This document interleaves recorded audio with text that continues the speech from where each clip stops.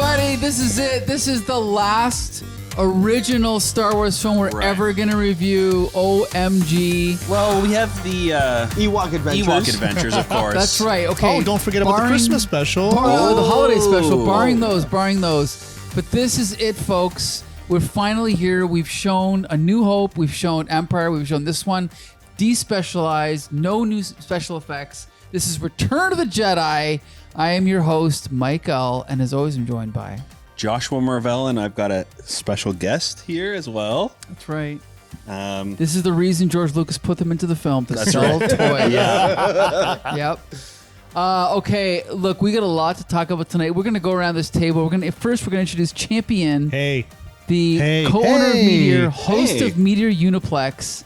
Thank you so much. Hey, my pleasure. This was a good one. This is, enthusiastic. Not the biggest Star Wars crowd we've had, but a very enthusiastic crowd. We went from 37 world record to like 25-ish to just the regulars plus a few. There's some extra. Just a few. I'm extras, surprised. Yeah. A few. Okay, to be fair, a bunch more came halfway through. Yeah. So we'll give them credit for coming. Thank you for We'll coming. give them partial credit. Yeah, partial credit.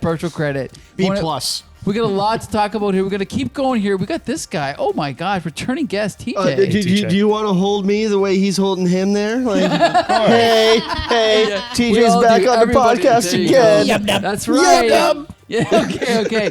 And we have another special guest joining us with a Star Wars shirt. I think that's the only reason why I was brought onto this panel is because I chose this shirt of all things to wear today.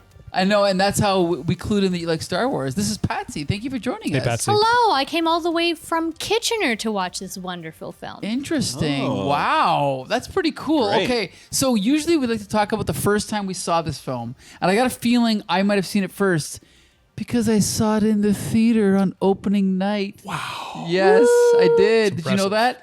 Olette Avenue with my entire family, brother, mother, father, cousins, everybody, aunts, uncles, and we saw it on opening night, and it was the second Star Wars movie I saw because, like you, TJ, I watched them out of order. Yeah. I saw A New Hope, then Return of the Jedi, then Empire like a couple years later. Oh, wow.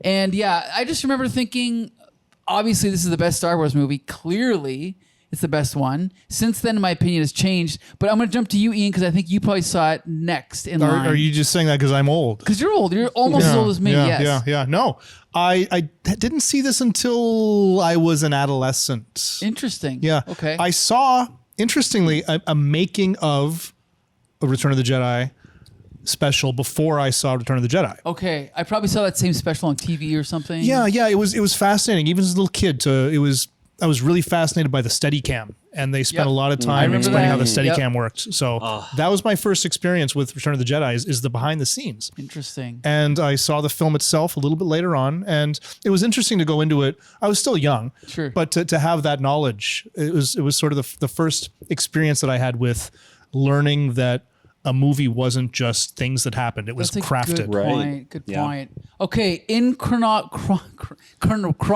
order, who do we think saw it next? Joshua Marvell or TJ? I'm going to probably go out on a limb here and say probably me. 100% me. What's your I'm experience guessing. with this movie? First time I saw it, I would have been maybe 4 or 5. And it was on it was a copied VHS tape from Viewer's Choice that, that's how we did it in the 80s, copy the stuff off onto VHS. And it was right after Empire Strikes Back. So it was Empire Strikes Back, credits roll, Jedi goes. So Nice. I have the VCR going, I watch Empire, movie's done. Okay, oh, hey, someone needs to change its tape. Wait, what? There's another movie? What's this? There's another movie on this tape? It's more Star Wars? Oh my God! Yes! Nice. And nice. that was basically it. It was another Star Wars movie. Wow. After seeing a Star Wars movie, I'm like, there's more? So you saw these in the first day, the same day. No, Empire I Jedi. don't recall if I saw them the same day. Okay. But I just remember growing up with them and then just having that realization. It's like, oh my God, there's another movie on this tape. It's more Star Wars. Oh, let's go. Okay. And then it was like another like year or two after, maybe 2 or 3 years after that, until I actually saw A New Hope. Gotcha. Okay. Which is really awkward, but Sure. they already had me hook, line, and sinker Okay. with Empire.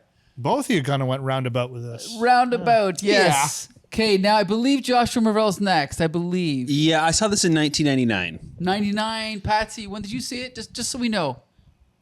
What year did it come out? Remind me again. 83. Oh, yeah. No, this definitely would have been either a rerun on the television or probably my parents put it on a Betamax cassette. Wait, And- she might have you beat Josh. Maybe, yeah. Betamax. You might have to go last. Sorry. Whether I remembered it or registered what it was, that remains to be seen. But I know that I saw the second movie, and I do refer to the original 3 trilogies as the original trilogy. You know, Well, of course. it was a thing.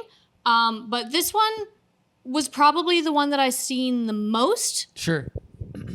But that said, my memory is probably, I don't know, 5 or 6 years old. So take it at that. Okay. I feel like I enjoyed the Ewoks, as in I enjoyed the teddy bears at the time because I was just a wee lass. Sure. Okay. Joshua Marvell, you're next. When did you first see Return Yeah, of the Jedi? so it had to have been 1999 because promotion for Phantom Menace had started. Okay. And I didn't know what a Star Wars was. Sure. And I remember, I'm pretty sure it was my uncles took me to Taco Bell one day. Kidnapped you again. And we got some sort of like cup, I think, with some of the figures on It was top. the cup with the like- custom sculpted topper Yeah. that you would stick the straw through the Yeah. head, and it was this big sculpt. I They think I did got a it- yeah. Watto one. Yep. Um, I think they also had a Princess Amidala one. yeah, they had a Kid Anakin with the Kid goggles Anakin, on. yeah. Probably a Jar Jar one. Lame. Yes, I 100% they had But a I got Jar the Jar Watto one, of course. Good. So My I favorite was like, Star Wars "What is- character." What is this? And I described what Star Wars was. So I went home and I knew that we had them on VHS. And I think I've told this story before as well. But Jedi was my first Star Wars movie as well because didn't know Roman numerals. And on the VHS tapes, 4, 5, 6. So I just grabbed one that looked Sure. cool and I put it in. And then I think I got about halfway through and I somebody told me that was not the one to start with. Ah, okay. So I stopped it and because I do kind of remember being shocked at Empire. Okay. So I'm honestly not sure if I've seen it the whole way through or not. Until But I tonight. still always remember it as until tonight. Yeah. As my first Star Okay. Wars movie. And it was always my favorite growing up. This one and Attack of the Clones. Okay. I know. So as I was a kid. I was 4 or 5 years old when I was 5 or 6 years old when Just pet the Ewok, Josh. I'm yeah. just gonna say this: that I saw A New Hope on TV, I think, and then I watched it many times. Then I saw Jedi, but I remember as a kid just thinking, obviously Jedi's the best one. So if you remember Muppet Babies, does anyone remember Muppet no. Babies? Yeah. Oh, Yes. I saw Muppet Babies live at Cobo Hall. Okay, when I I was can't a go that small far. small Okay, child. No, okay. I was like 3. Okay, you I got me still beat. I still have the felt animal that you put that's on a stick. Okay. like I still have that somewhere at my house. I think TJ's got everybody. Anytime someone has a story, TJ's got that story beat. Yeah. Somehow. Yes. Somehow he's got that He's got the story beat. beat and he's got merch. Exactly. That's hey, you go to a show, you buy merch. That's it. Exactly. That's it. So here's the thing, though. I just know the Muppet Babies cartoon, okay? And they did a Star Wars parody, just like Family Guy did a Star Wars parody. really? Yeah. Yes. So when I saw it, it was only A New Hope. And I remember thinking, why didn't they do Return of the Jedi? That's obviously the best Star Wars, right? But then as the years went on, I started reading dissenting opinions saying complaining about Return of the Jedi and saying how it wasn't that good. And I remember thinking, my word, how could I say this? It's my favorite movie. And then as I got older and older and older and older, I just started to see all the cracks in the facade and the flaws. And maybe around mid 90s, I started to accept that it was the weakest of the trilogy. Champion You look like you're agreeing with me here. What do you think? Absolutely. I mean, there's no question, right? I got a bit of a late start onto the Star Wars thing. I was a Star Trek kid growing up. Woo! Yeah. Hey. So I resisted the Star Wars thing because, when you're young, you sort of faction off, right? The Star Wars kids and the Star Trek kids, right? And it's a lot of rumbles, a lot of knives, a lot of guns. And I got my ass handed to me, right? Star Wars kids are always the nerds. But I got off to a later start. But my opinion is evident by the number of times that I've seen each film. I've probably seen Empire Strikes Back 50 times. I've probably seen New Hope 30 times. I've probably seen Jedi 8 times. Wow. Yeah, I just haven't felt compelled to revisit it. And there's a lot of good bits there, but it doesn't flow like the other movies. There's a whole bunch of fluff that I don't think needs to be there. It's the first George Lucas realizing, wait a minute, this is a toy selling machine, and leaning into it. It's half toy commercial and half movie. I'm not even going to mention Ewoks. I'm just going to say this, that it took me, like, I've read every behind the scenes thing. I'm sure you have, every book, watched every documentary. It's not until I was older that I realized, like, Lucas had this outline, and he had this outline of all this shit, and then when it came to make A New Hope, he's like, oh shit, I only have so much money and so much time, so I'm gonna use this is the most exciting part, okay?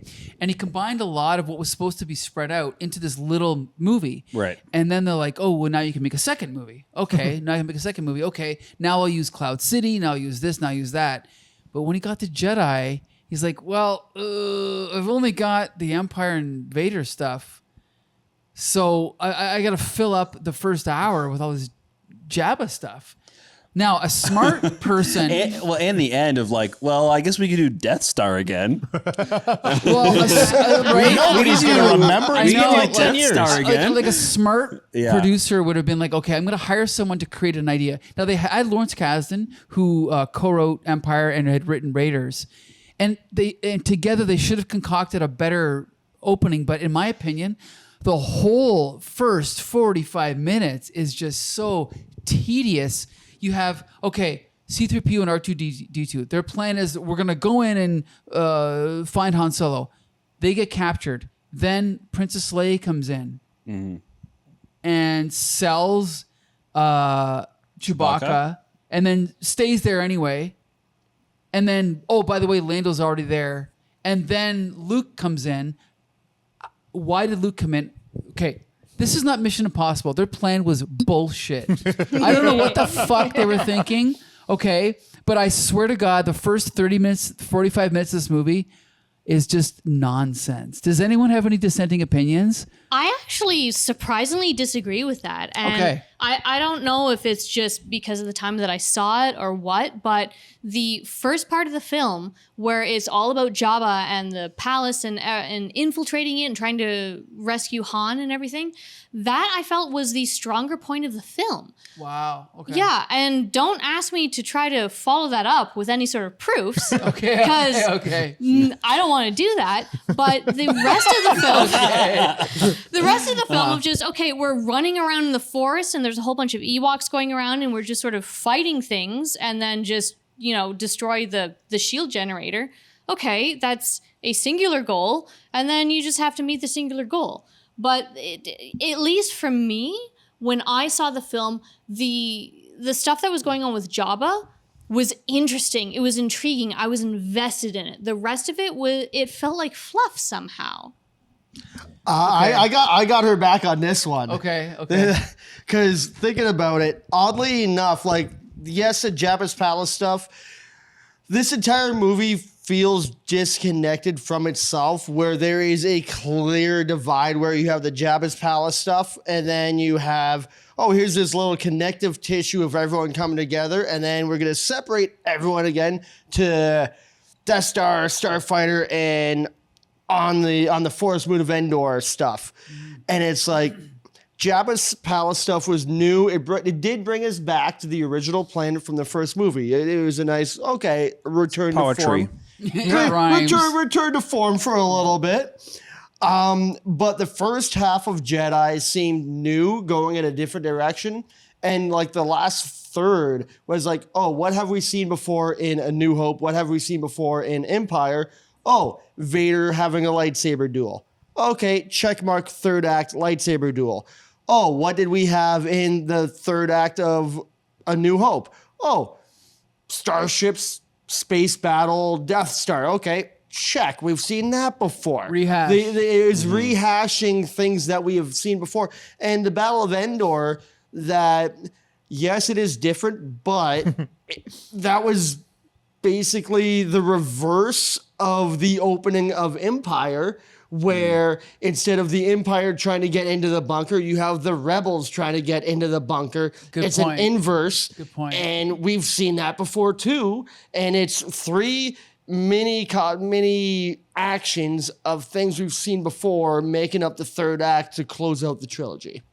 Yeah, I think I'm somewhere in between, because I think that Jabba's palace is some of the most Star Wars as ever Star Wars. Like, it's so like, it's just like weird puppets and like strange dialogue that shouldn't work but does in the scenes, I think. Like, how is it that this film has more puppets in it than friggin' Muppet Treasure Island? It really like does. any of the Muppet movies has less puppets than this scene. They look really great in this movie. I love the idea of them infiltrating Jabba's palace. I think where it falls apart is that their plan is stupid. It doesn't make any sense.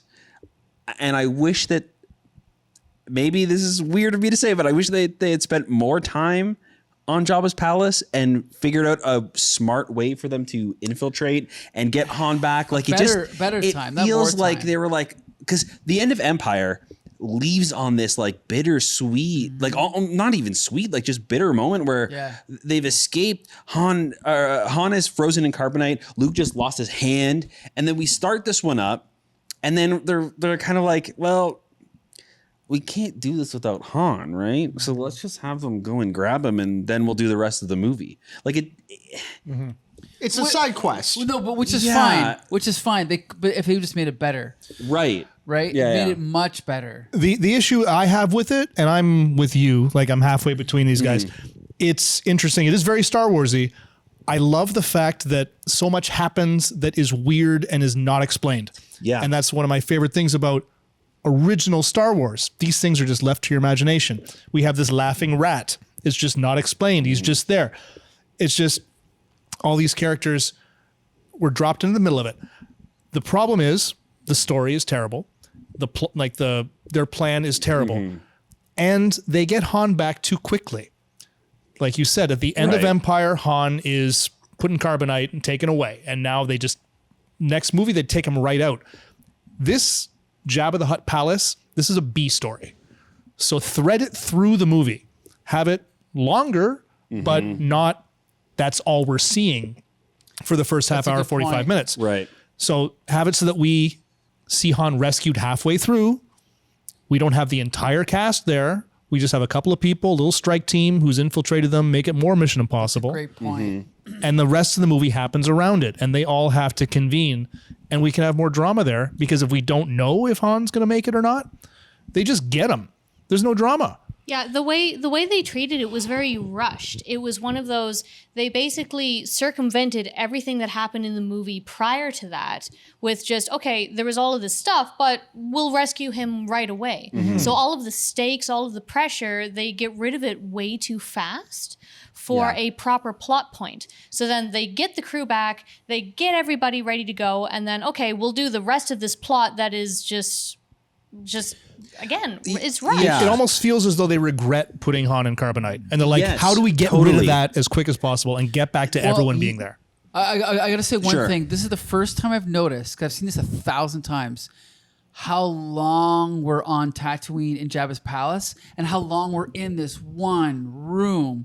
It's like, okay, the droids come in. Okay, then Boosh comes in. Then Luke comes in. And I'm sitting here watching in a room full of 20 people going, oh my God, this is boring. People are looking at their phones and they're still in this fucking room. And what Ian said, I never would have thought of, but it's a great idea. What if they were with Mon Mothra and they were like, we have to go on this mission. And Luke said, no, we have to go rescue Han. And then he had to fight and say, no, I'm going to go rescue my friend, and defied orders. Yeah. That would have been better, because then you don't know if Han's going to make it out. And you have two plots going on. Maybe this team is going over here doing the rebel stuff, and then this team's like, we're just going to rescue Han. That would have been maybe that's the wrench in the ointment when they get to the end. Like, not, the shield's up. Yeah. Like, that's not very dramatic, but maybe Han needs to do something very important, and they're counting on him, and they don't rescue him in time, and they can't make it. Or They have to something. pivot Something around like- that. If I I were don't- to have written it, I would have had Han in the previous movie have some sort of tactical information that was integral for this film. Good So then idea. if they Sure, did yeah. That not would've- rescue him, it would impact tremendously what they're going to be doing in this one. So they have to be able to rescue him. Otherwise, the entire thing is just shot. Because Han Solo has a map to Luke Skywalker. But that would Something. require them planning it in advance, which Right. Lucas did not do. They had no advanced planning. Harrison Ford had said that he wanted to get out of it. Kill It's me like, off. kill me Yeah. off. So we're gonna put you in carbonite. And He didn't certainly have the acted like story- that in this movie. They didn't have the story talk about that later. finalized. Like there's a lot Yeah. there's a lot of story issues with this, where it was one part merchandising, one part pacing, one part just things just not gelling, where it just felt like two separate movies. Or even then, it's like a TV, well, as we know it now, as a TV episode, the Jabba's Palace stuff, that would be like one episode Right. of whatever. And then you have like a little, hey, here or there episode, and then, two other episodes to explain the rest of it. Yeah, were you I gonna don't. say, I don't hate the idea of like bringing Jabba's palace like and rescuing Han further into the movie, but I think it could have all been fixed with just even the scenes that are already there, just like rearranging them a little bit, like have Leia sneak. Leia sneaks over and undoes the carbonite so fast, like she's like beep boop. And Okay, well, he's no longer frozen, and then all of a sudden a curtain opens up and Jabba's so there. It's like stupid. It was this doesn't the make any very, sense. yeah, it was What- the very next scene. She comes in with Chewbacca. Yeah. They take Chewbacca away, and then the very next scene, she's sneaking in there. It's so immediate. why not have Luke's plan to get captured be part of their plan, right? So he falls into the Rancor pit. His little bed scoots forward, so now he's out of view of Han. And while this battle is taking place and everybody's focusing there, that's her time to go and sneak in and grab Han. That Be would have been the- so much better. like again, just Yeah. swap it a little bit, and Yeah. it would 100% work. You're totally right. For me. And what, Josh, are you saying there's something wrong with 75 people sleeping like this? You know how fucking stupid that is? And then they open the curtain, and everyone's right where they were before, right? Yeah. Dumb. Very choreographed. It's like they're all back there going like, shh. You Don't mean hear it's us, a don't hear fake us. drug den? What are you Yeah, talking it's about? just the whole thing was so Where's the stupid. spice at? I'm sorry, but then also, and then all of a sudden they cut to a close up of Lando, and Lando has to pull his mask down so that the audience can see who it is. And then they cut over to a shot of Boba Fett, and he's just standing there. And then when Boosh comes in, Boba Fett nods to Boosh. You know, I hate that. I want to puke all over the table every time I see that nod. It is so stupid. The Boba Fett nod? The Boba Fett nod. Oh, no, I the fucking hate No, it.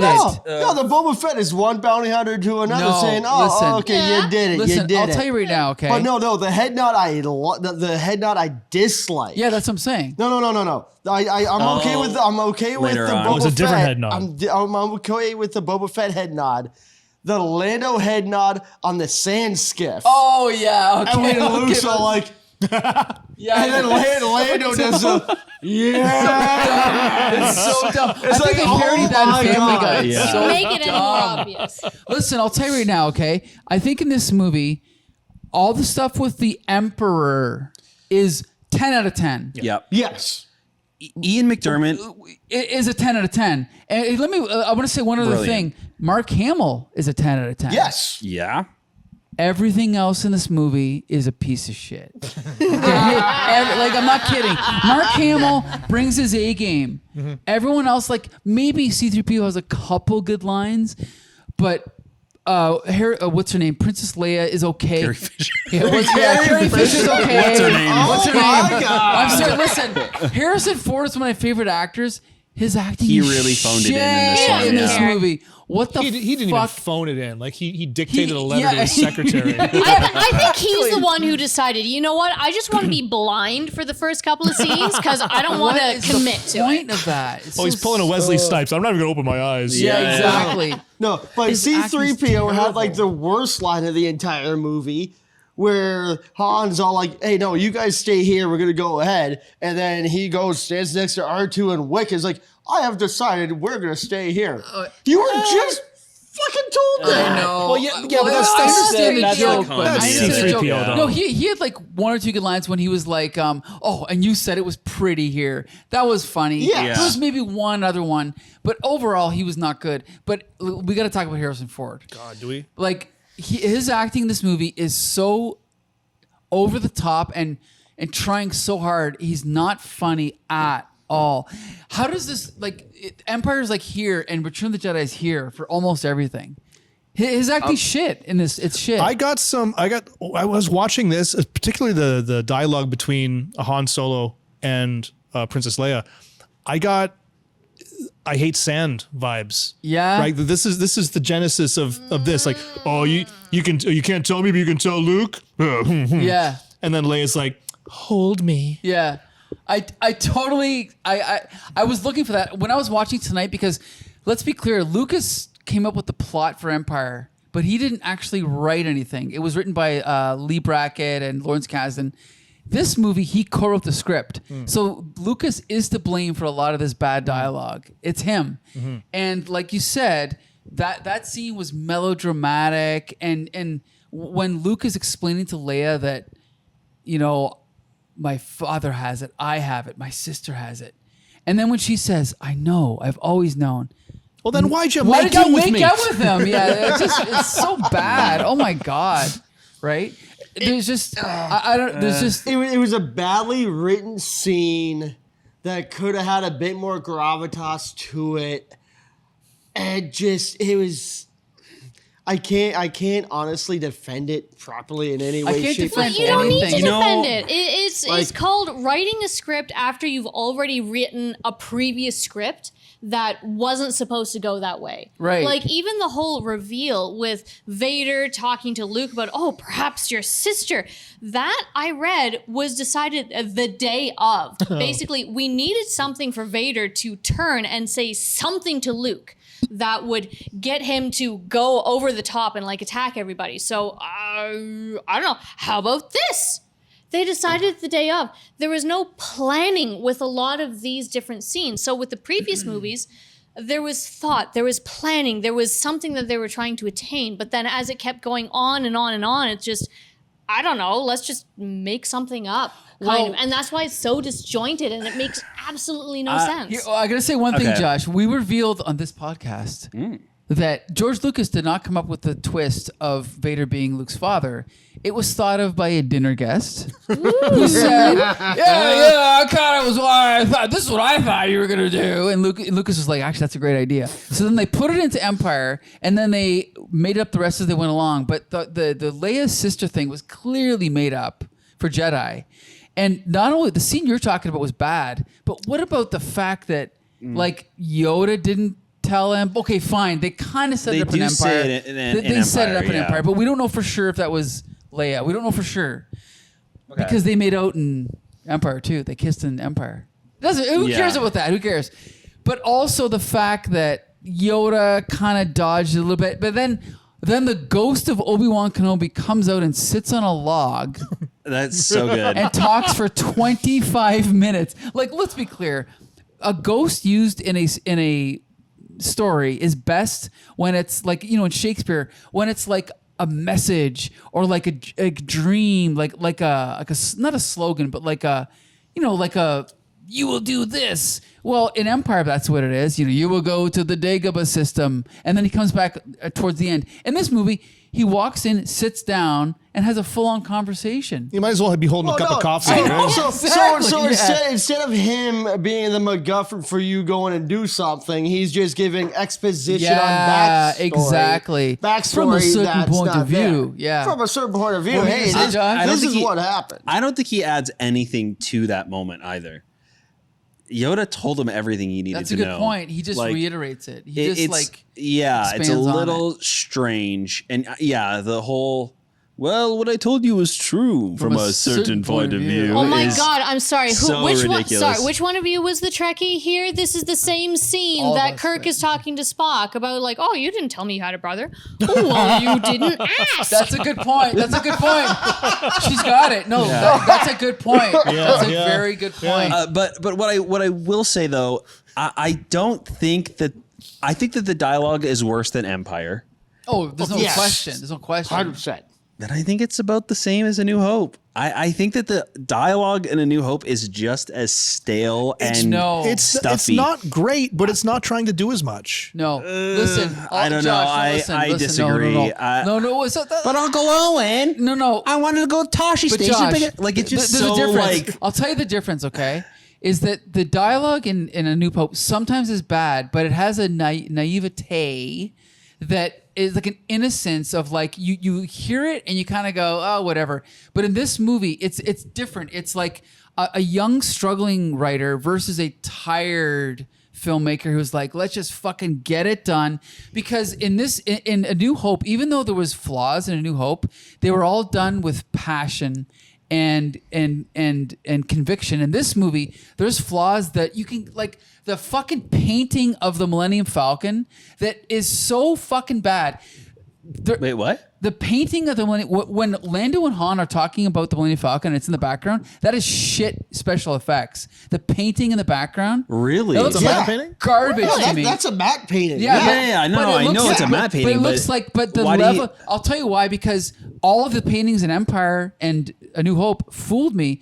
That one, it looks like a painting. The lighting is shit. Yep. They're standing in front of it. The lighting's shit. and Lando when walks Lando- away yeah, and he when goes into Lando walks darkness. away, yeah. It's garbage, man. You didn't feel that? No. Oh my God. I'll tell you, I've probably seen it more than you. I saw it Yeah. opening night. But the thing is I'm Oh, telling hey, you right now. let me pick up that name. Yeah. Fucking name drop that I'll just shit. tell you this, okay? The space battle is amazing. The ships are amazing. I'm not taking anything away from the models, but there are certain special effects in this movie that are lazy. When the droids are in the sand and they pick them up, they're not coming out of sand. They're coming out of a blue screen, like a layer of like. There's no when the droids pull up, there's no sand falling from them because it's just done like. I noticed that something was up about that Yeah. tonight, but I couldn't quite put my finger on what it was. It's the quickest way to make a quick buck. Yeah. Like the first film, let's actually make something. Let's make art. You know, we're trying to actually make a difference with things. By the time it comes to this one, it's like, I don't know. Let's phone it in. Let's just make, our money Yeah. with it. Sell just some toys. meet our things that we need to do, and then that's about it. And the thing is my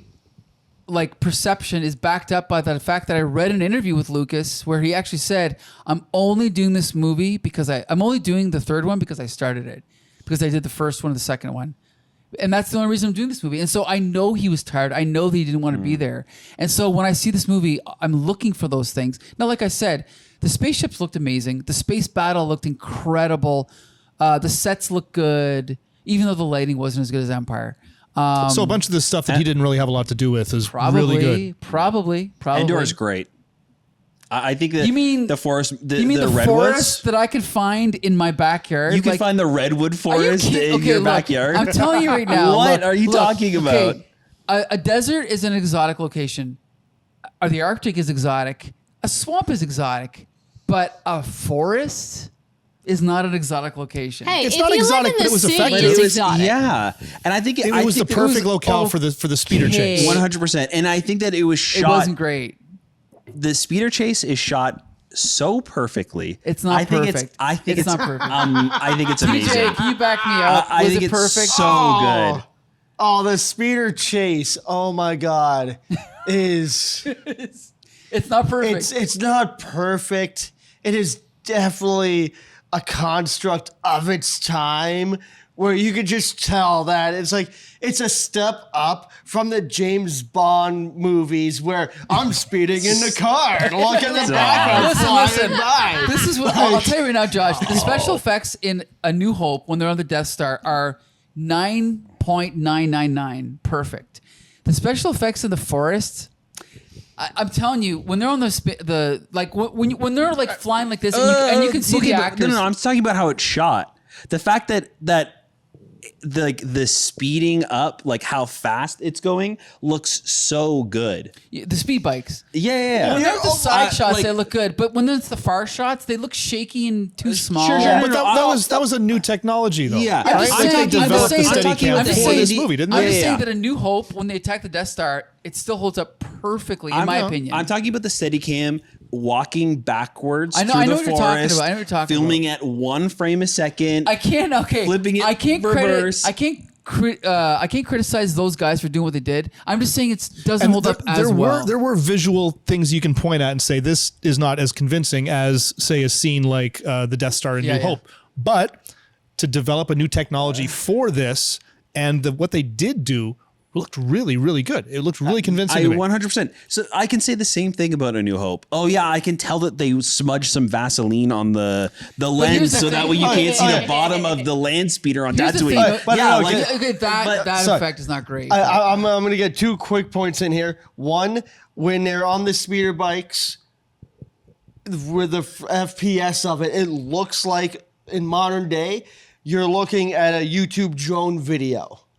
Though it's not as high speed, but you got it's the same concept. You have the little nub sticking out in front of the camera and you're doing your drone shots. Fine. Sure.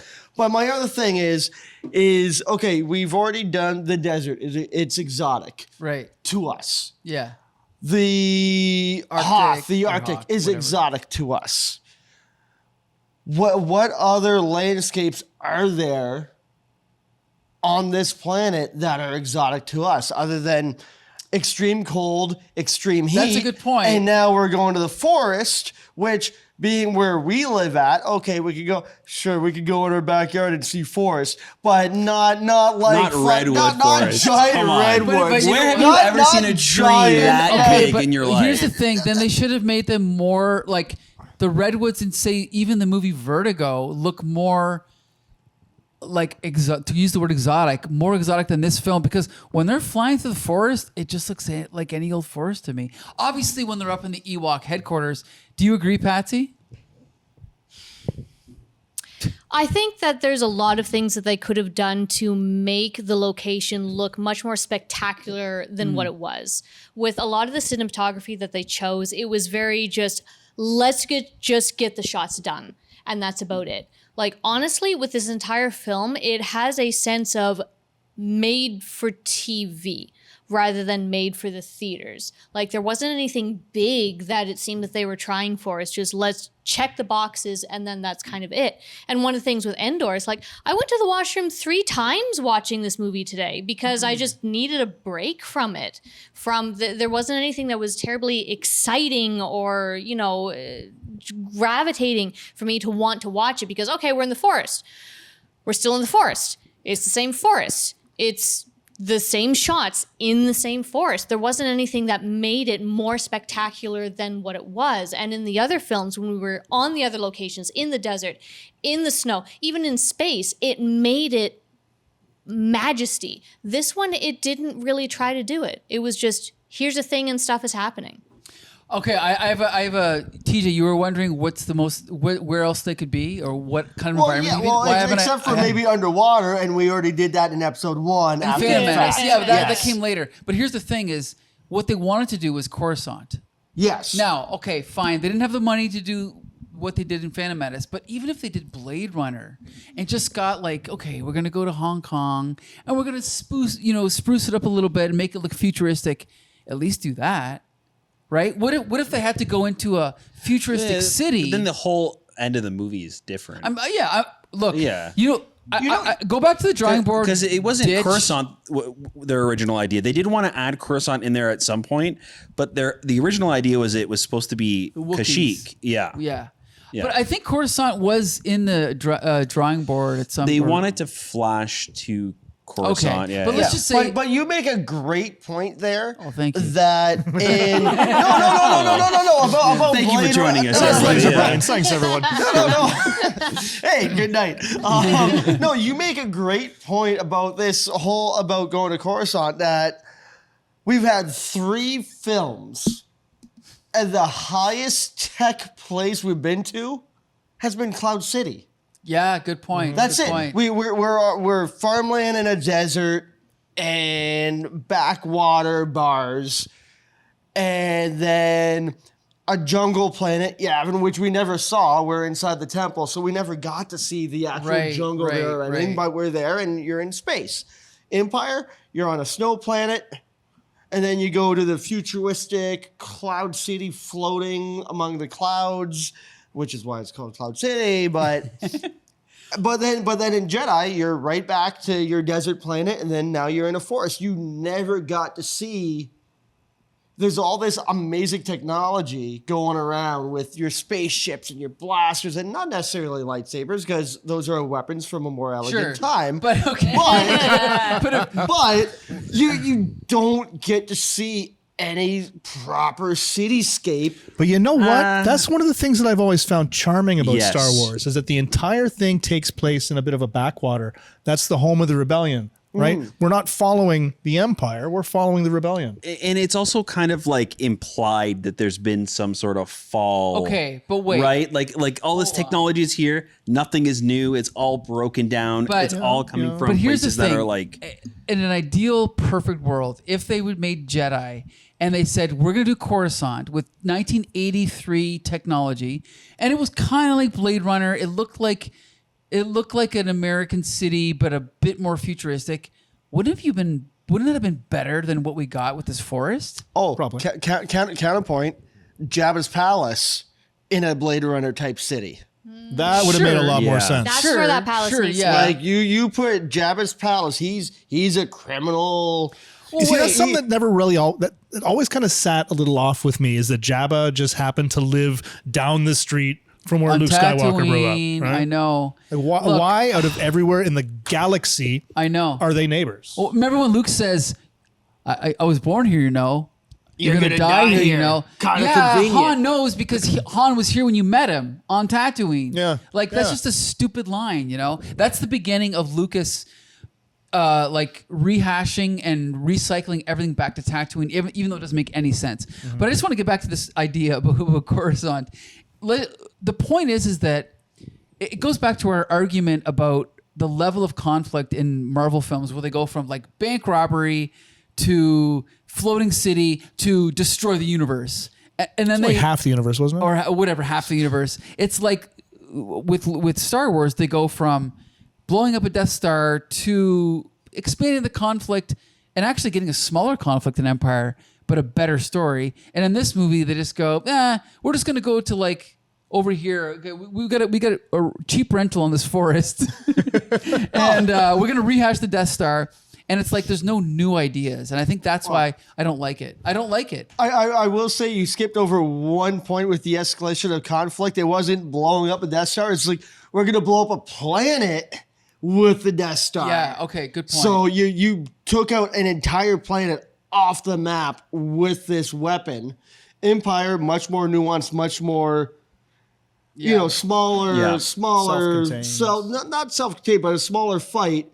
But then you come back to this one, Death Star.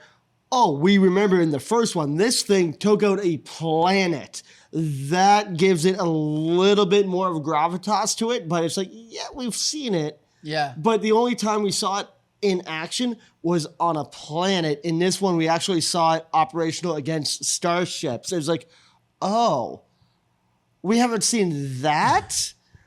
But that's also And far less It's impressive. They only did it once, Yeah. though. Yeah. No, That's nope, you're right. Nope, One they ship. did it twice. Twice? They did it twice. Yeah. Okay, well, that's how ineffective they did it because I only remember them shooting One. you know Maybe you're in the once, bathroom.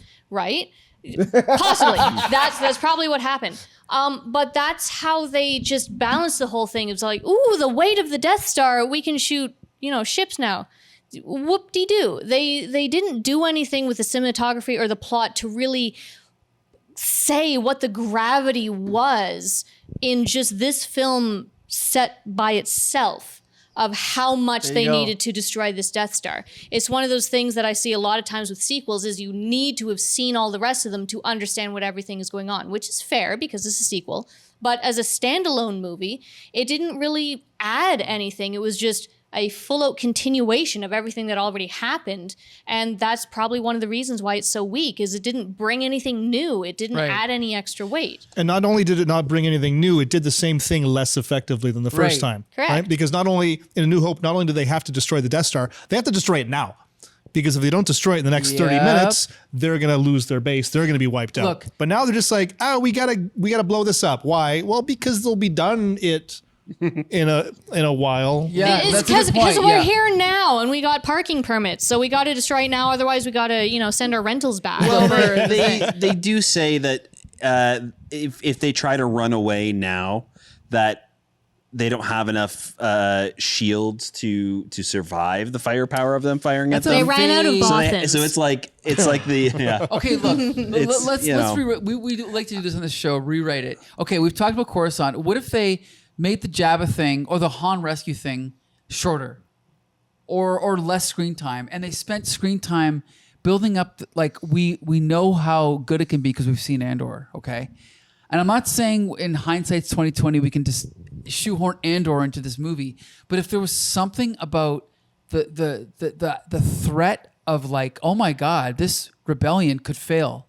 If we don't do A, B, and C, it's going to fail. And Mon Mothma is doing her thing over here. We're doing our thing over here. They come together in the middle, and they're like, okay, well, Luke's got to go to the Death Star, but we're going to do this other thing. And I'm sorry, but we got to take out the shields. The shield is such a vague thing because, let me just say one thing. The audience is like, what shields? We don't see the shields. It's not a real thing. You're telling us it's a thing, but it's not. It's called a plot shield. Well, yeah, that's exactly what it is. But what if we saw real danger of I don't know, people being captured or people dying or worlds dying? Or what if the Death Star is shooting and blowing up worlds, not just two spaceships? Yeah. What if the Empire is after the last piece of the Death Star, or a resource to power the Death Star, an the Andor second idea. Death Star, right? Or something. So that way, it doesn't. That's work. what this chase is about, right? Or maybe that's why maybe that's why they go to Endor, because they mine. There's something on this planet where there's really no civilized people where they can mine all of this ore to power the Death Star.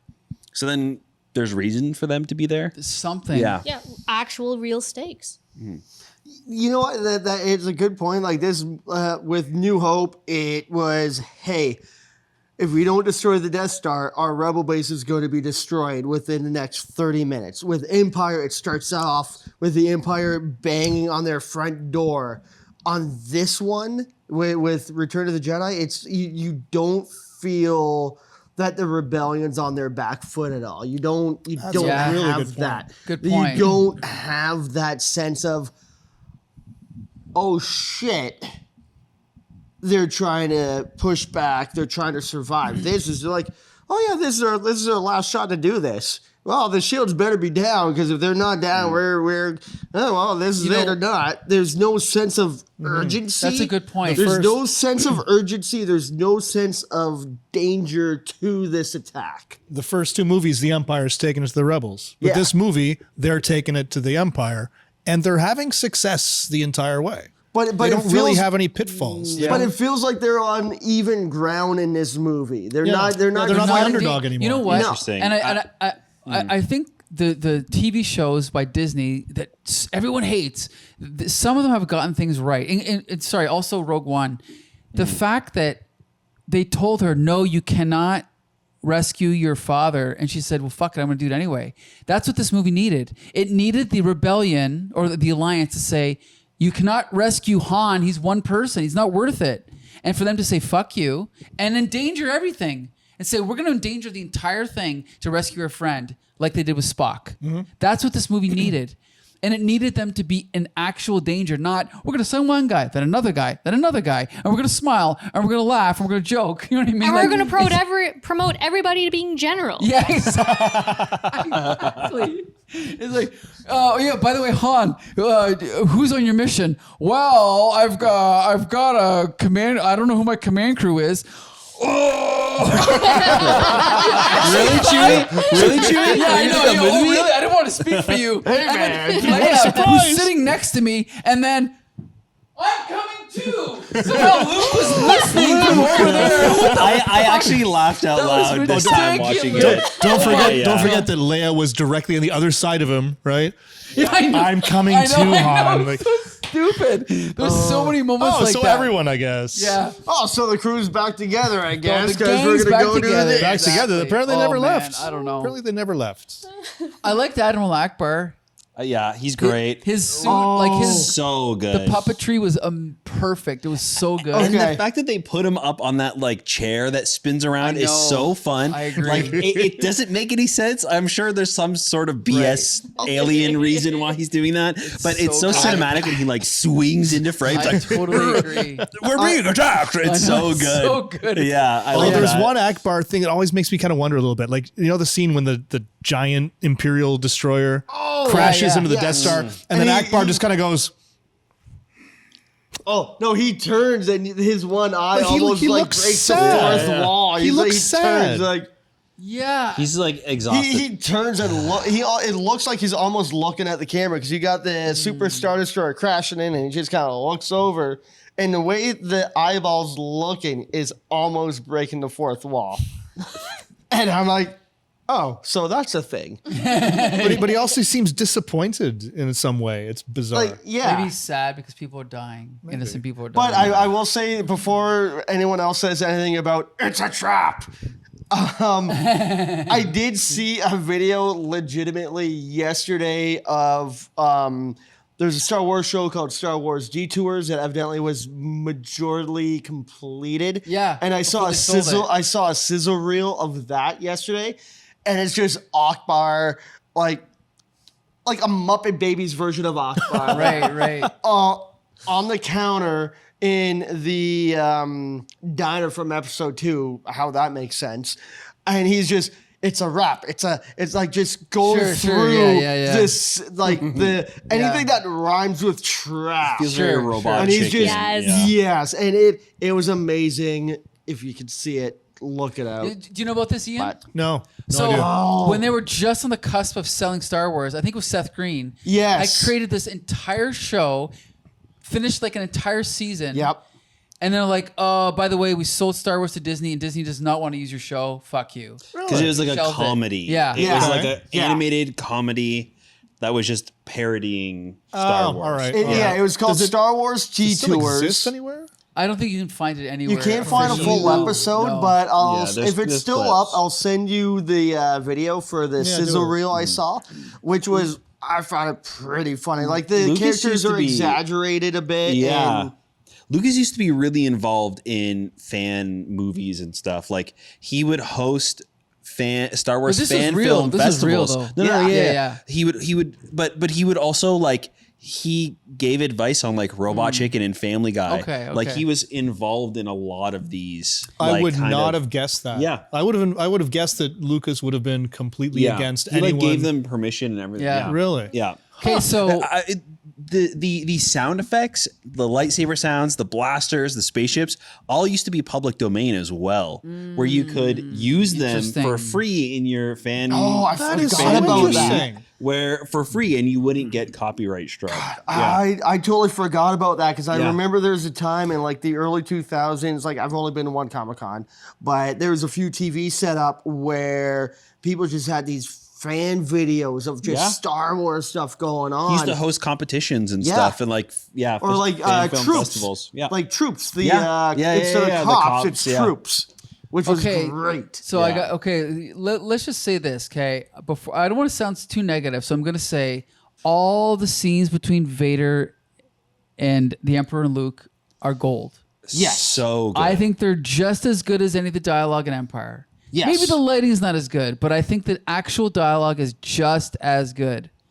Josh, is there something that people are not giving this movie enough credit for? I think one of my favorite scenes in this movie is we see the AT-AT on the forest moon of Endor. Gotcha. Yeah, that was cool. Stomping, and then we realize Luke has been captured. He's kind of given himself up, and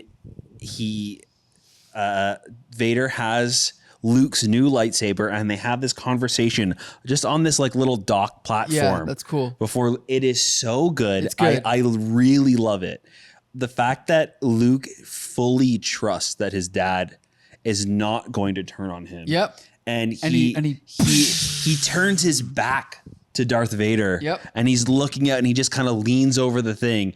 And the lightsaber turns on and is like right by his neck. He doesn't even flinch. And he's just having this conversation with him.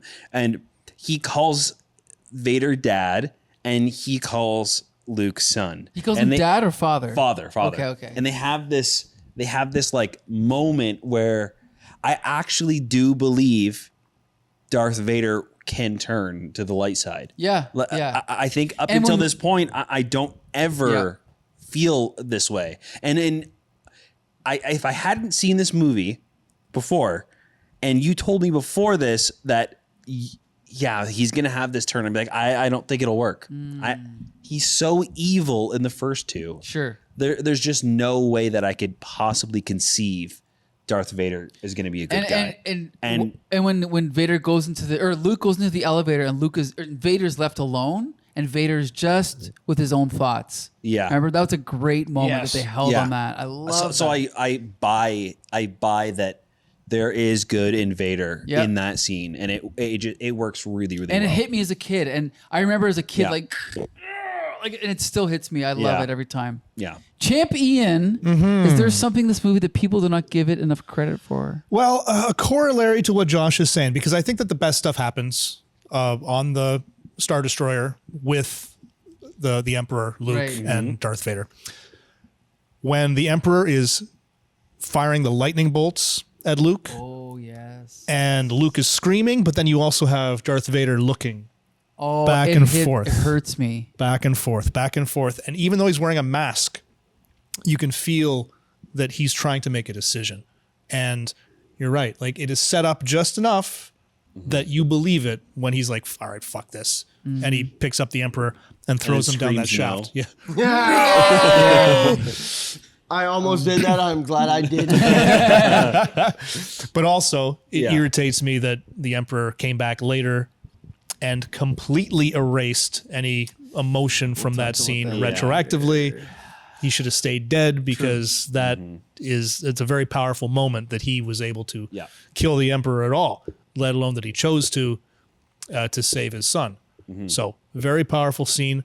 And the follow-up to that, help me take this mask off, son. Oh, That was good. so good. Yeah. And the sound design is incredible there too. The sound that they made his breathing apparatus make after he's been wounded, it is heartbreaking, and it completely changes the tenor of how he appears on screen. Like, he no longer feels imposing.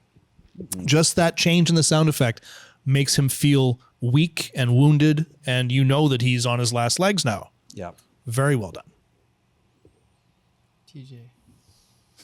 Things that people don't talk enough about. Yep, nub. You know what? I was about to say, man. Everyone talks about Yub Nub. Everyone talks about Yub Nub.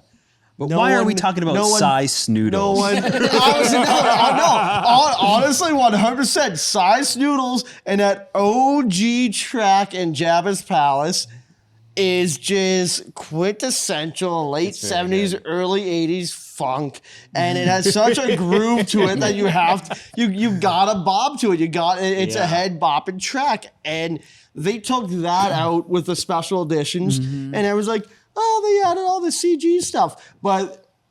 Did they take that song out? Yeah. I know that they added one, but it was a right. 3 minute. It was a straight up 3 minute brand new song. A shit ton of brand new CGI that was not needed, and just wreck that entire sequence. But the saving point of the new sequence, The song's a bop. no. The song's actually pretty good. No. The same dancer 10, 12 years later was actually still dancing and was in good enough shape to reprise her role to play the same character in 94, 95 when they filmed it, as she was in like 81, 82 when they filmed this one. So all the best to her. She killed it in both editions, but no, OG size noodles is where it's at. Okay. And this is going to be a bit of a sidebar for a quick 30 seconds. There is a late 70s, early 80s Austrian sci-fi funk band called Guymed. I believe G-A-Y-M-E-D or Ganymede. Ganymede. Ganymede? Ganymede is one of the moons of Jupiter, I believe. So they all dress up in alien costumes except for the female vocalist. And I've been able to track down a few of their videos, and they're bangers, and they get in your head, and it's a weird thing to watch because it's Austrian television of them just like doing it, but it's literally guys in alien costumes doing music that sounds like it would be in Jabba's palace. Huh, okay. Didn't know about that. I know what I'm listening to on my way home. Hey, and this is why you brought me in here, because I bring it in the other way. Patsy, is there anything in this movie that people do not give it enough attention for, or appreciation for? I think a lot of people put a lot of focus onto the downsides of the film because they compare it to a lot of the rest of the movies that exist. But at the end of the day, it's like, look, it's a Star Wars movie. It's lots of fun. Look at it for what it is. And yeah, it has some flaws, but it has some good points too. And I don't know, you guys hit the nail on the head for a lot of points. Aside from TJ's weird tangent there, I don't know how to comment on that. But I'll show you later. Oh, I know you will, and you're gonna get it stuck in my head for 3 days at the very least. But it's still a good film for what it is, and take it for what it is. Yeah. All right, thank you. I think maybe the best glup shitto in this movie too with Bib Fortuna. I love Bib Fortuna. Oh, he's Great toy, great character. Yeah. Yeah, his voice, his look. Wait, which one's Bib Fortuna again? The Wallawanga. Jabba no butter. Yeah. Okay, I gotta say one more thing to wrap up. I hate to go on a down note, but the laziness of the alien hate to, but- of the alien languages, you know, like awooga tooga, I waga dooga, and it's like it'll say like it's like 15 lines, and it's like, you know, yoto, and it's like, oh, you're gonna do this and do that, and I have a blaster, and it's just yoto. You know, I don't mind that so much. I hate that wagga wagga. Like Yeah, that. wagga Ooga, wagga. booga, ba, ba, ba. Like, that's dumb. But yoto, You know, I think that that- sounds alien, and if it means a whole bunch, I'm fine with that. I think this is why 3PO knows what 5 million different 6 million. languages. 6 million? Yeah, because Four- they're all the same language. 6 million forms of communication. Yeah. Thank you. Is because they're all just the same phrase over and over again. That's the secret. That's how he knows. Anyway, okay. I think that they also invented a lot of words for Huttese. I think that Oh, well, yeah. like I think when Jabba's talking, it's actual a language that they made up. I heard someone say it's Yeah. close to Serbian. That's what Okay. I heard. Yeah. a lot of the languages in this movie are like that, but Yeah. like those weird one-off ones, definitely no. No, not. I know that the Ewok language is also based off of a real language. I can't heard- remember I think which it's an one, obscure but Chinese dialect yeah, or something. Yeah.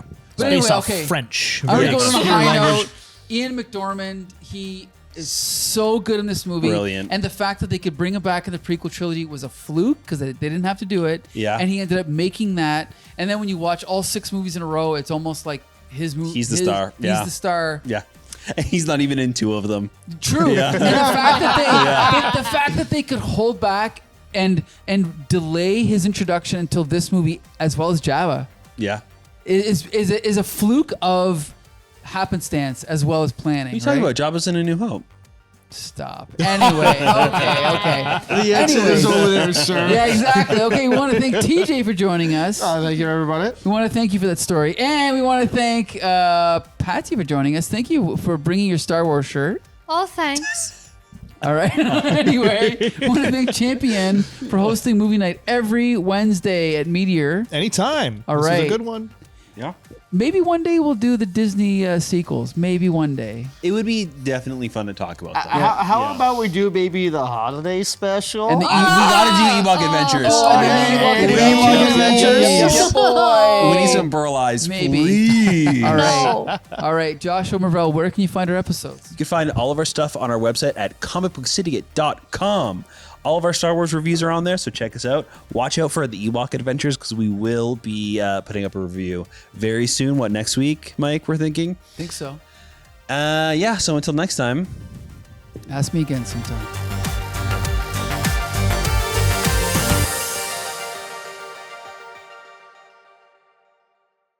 I've seen the holiday special. It is. Ian, have you watched it? I've watched the first 20 minutes. Yeah, it is unwatchable. I I don't- times. I have not finished I think I have to be tied down to watch that. Yeah, it's know what? terrible. Genuinely, it would be very funny to do the holiday special on like a day where we know people won't really be able to come Like out Christmas? a whole lot. Christmas would be great, yeah. yeah. And then we get shit faced Yeah. and watch it and do the review drunk. Oh. That's the only way to do it. So funny. That's the Because only way to do because it. We'll be like laughing and talking throughout the movie, and then recording after will be so much fun. That's not a bad idea. Yeah. That sounds And I like feel the like it- only idea. I mean, we Why could- not just a Mystery Science Theater? That could also be really fun. We've talked about doing like a commentary before, if we could figure it We out. could, if you know what I mean. We got nothing to lose. Because you can still show it Yeah, here. because You just have to see if it doesn't work out, what do we lose? We get on a Christmas special. Like, who cares? You gotta bring people You know. in who've never seen it before, True. so you can get both sides of the story. But just do us a favor. Don't tell anyone. This is our secret plan, okay? Oh, just Okay. tell me what day I gotta book off. Probably Christmas. Just Christmas Day. But yeah, it's a great idea. And then, okay, Ewok Adventures. I've not seen since I was a kid. They're so bad. I cannot wait. Yeah, I love you guys that. want to watch them? Hey, why not? Can I say, as a kid, that was maybe my most watched Star Are you Wars. I had it on serious? DVD. I don't know why I watched them so much. I think I saw them once each. But whatever. And the fact that Burl Ives narrates Who? Burl Ives, he's a singer. He Oh. does like Frosty the Snowman and Rudolph the Red-Nosed Reindeer. Like, Really? yeah, he narrates the whole thing. Like, because the Ewoks are just talking gibberish. Yeah. So the beginning is kind of like a documentary almost. Like, it's just the Ewoks talking to each other. And he's like, well, Wicket doesn't really... See, okay, look. wasn't really happy about this. But then they just keep him for the rest of it. I would totally be down to watch those and review them, but I just don't know who else would want to come out for them, you know? I feel like our regulars will come for sure. I can definitely see Nick being into watching how ridiculous it is and stuff.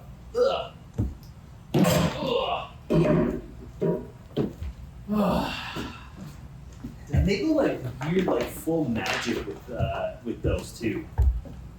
And there's no mention of the Force, right? Like it's all I don't remember the Yeah. Force being magic, but they have like magical like rocks and Well, I mean, stick and like it's just weird stuff. yeah. I can understand why he did them. I mean, there was also, do you guys remember the Ewoks cartoon? The cartoon, yeah. The Droids cartoon. Yeah, I There was was. also comic books Yeah, of those two. I rented the Droids DVD so many times as a kid from Really? Roger's Video Wow, okay. on Tecumseh, where the Burger King, Taco Bell. Oh yeah, of course, Yeah. of course. Yep, yep. Yeah, I don't know. Like honestly, minus the Emperor stuff, I think the rest of the movie is just like a weak '80s, Mad Max sequel. That's what I feel like. Like the whole all the Jabba stuff is it's as weak as Mad Max Beyond Thunderdome, in my opinion. I don't know. I mean, other than nostalgia, I just don't think it's good. I think I like it still recording all Oh, of yeah. this too. Oh yeah, that HBO Thunderdome. No. Fuck that shit. I think that This is the after credit sequence here. Yep. Hey, Meteor, after dark. After dark. The just the love that was put into Some of it. all right, yeah, like all of the sets and the props and like Yeah, I'll give the you that. people outside who were hired to work on this movie. They put. Yes, 100%. Which is why like the Java stuff is so memorable and loved by everyone. It's not because of the story or how they say You're God. not having Yeah. a good answer on me. I'm It's- having a good time. What they saw and the spectacle of it all.